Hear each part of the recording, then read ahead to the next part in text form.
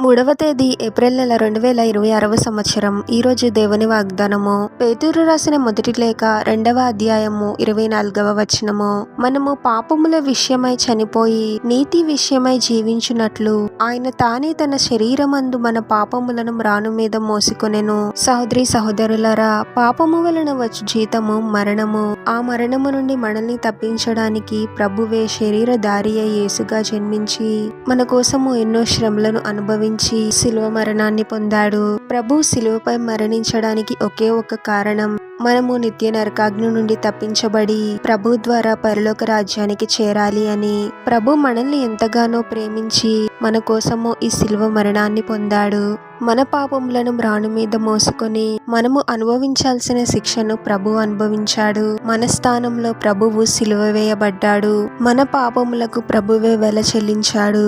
ఈ good Friday దినమున ప్రభు యొక్క సిలువ మరణాన్ని మనము ధ్యానిస్తూ ఉంటాము. ప్రభు మన కోసం చేసిన ఈ త్యాగమును కేవలం ఈ ఒక్కరోజు ధ్యానించడమే కాదు, కానీ ప్రతిదినము గుర్తుంచుకొని పాపములను విడిచిపెట్టగలగాలి. పాపము అనే బానిసత్వము నుండి మనము విడిపింపబడ్డాము అని గ్రహించి ఎటువంటి పాపమునకు చోటివ్వకూడదు. మనము పాపముల విషయమై చనిపోయి నీతి విషయమై జీవించే విధముగా ప్రభువే తన శరీరమందు మన పాపములను సిలువపై మోసాడు. మనపై ప్రభుకున్న ప్రేమను గుర్తించి అన్ని రకముల పాపములకు దూరముగా ఉండాలి.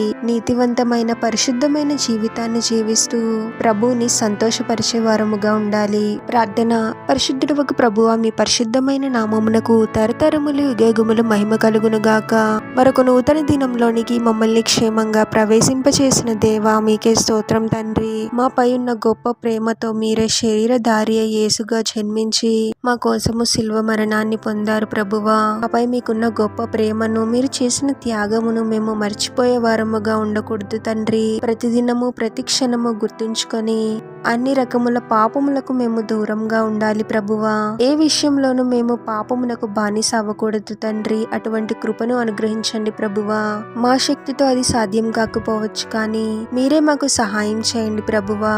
మా స్థానంలో మీరు సిలువ వేయబడ్డారు. మేము పొందాల్సిన శిక్షను మీరు అనుభవించారు అని గ్రహించి పాపముల విషయమై చనిపోయి నీతి విషయమై జీవించే విధంగా మమ్మల్ని దీవించమని ప్రార్థనలో ఏకీభవిస్తున్న ప్రతి ఒక్కరిని పేరు పేరున దీవించి ఆశీర్వదించి అభిషేకించమని, వారు చేసే ప్రతి పనిలో మీరే వారికి తోడుగా ఉండి వారిని అన్ని కీడుల నుండి అపాయముల నుండి మీరే వారిని రక్షించమని ఈ మా మనవులన్నీ యేసుక్రీస్తు వారి పరిశుద్ధ నామంలో అడిగి వేడుకొనిచున్నాము తండ్రి. ఆమేన్.